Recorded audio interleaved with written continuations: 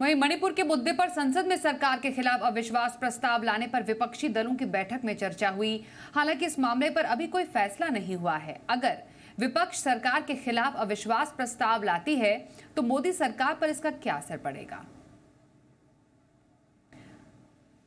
तो अविश्वास प्रस्ताव अगर लाती है तो क्या सरकार पर इसका असर पड़ सकता है, ये समझना बेहद जरूरी है, क्योंकि मणिपुर मुद्दे पर विपक्ष की तेवर लगातार गर्म है, जिस पर विपक्षी दलों की बैठक में भी चर्चा हुई है। जी मीडिया संवाददाता ब्रह्म प्रकाश दुबे हमारे साथ है, उनसे जरा समझते हैं। ब्रह्म प्रकाश, समझना जरूरी है कि अविश्वास प्रस्ताव लाने की तैयारी विपक्ष कर रहा है, और अगर ऐसा होता है तो जरा समझाइए क्या असर पड़ेगा सरकार पर इसका?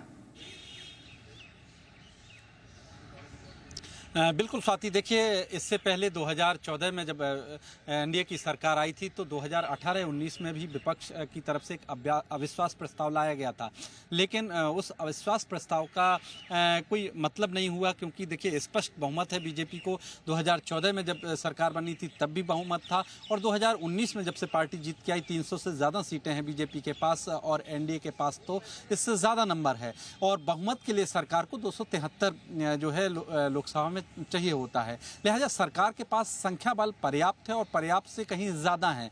लिहाजा कहने को भले ही विपक्ष अविश्वास प्रस्ताव लाए, नो कॉन्फिडेंस मोशन लाए, लेकिन इसका सरकार की सेहत पर कुछ फर्क नहीं पड़ेगा।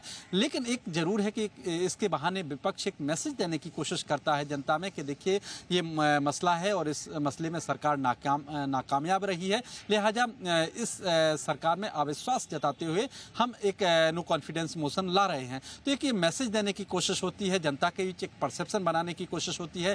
मणिपुर मसले पर लगातार बीते 4 दिनों से आपने देखा संसद के दोनों सदनों में हंगामा चल रहा है। लोकसभा और राज्यसभा दोनों ही सदन बाधित है। आज आपको बता दें, और लोकसभा स्पीकर ओम बिरला ने सर्वदलीय बैठक बुलाई थी, तमाम अपोजिशन पार्टियों को बुलाया था, सत्ता पक्ष के लोगों को भी बुलाया था, और एक बीच का रास्ता निकालने की कोशिश की थी। विपक्ष से कहा गया कि आपकी मांग थी, आप मणिपुर मसले पर चर्चा चाहते हैं तो सरकार तैयार है, लेकिन सरकार की तरफ से कहा गया है कि मणिपुर मसले पर चर्चा के लिए हम तैयार हैं, लेकिन विपक्ष कोई ना कोई बहाना बना के सदन को बाधित करता है, विपक्ष सदन चलने नहीं देना चाहता है। तो सरकार की तरफ से इसी तरह का पलटवार किया गया विपक्ष में। लिहाजा अभी भी संसद के दोनों सदन बाधित हैं, खासतौर से लोकसभा की जो कार्रवाई है वो नहीं चल पा रही है। आज पहला बिल जरूर पारित हुआ जब सत्र शुरू हुआ, और अब 5 बजे फिर लोकसभा की कार्रवाई शुरू होगी, जिसमें और जो सरकार के पास पेंडिंग बिल हैं वो भी पेश किए जा सकते हैं। जी स्वाति। जी।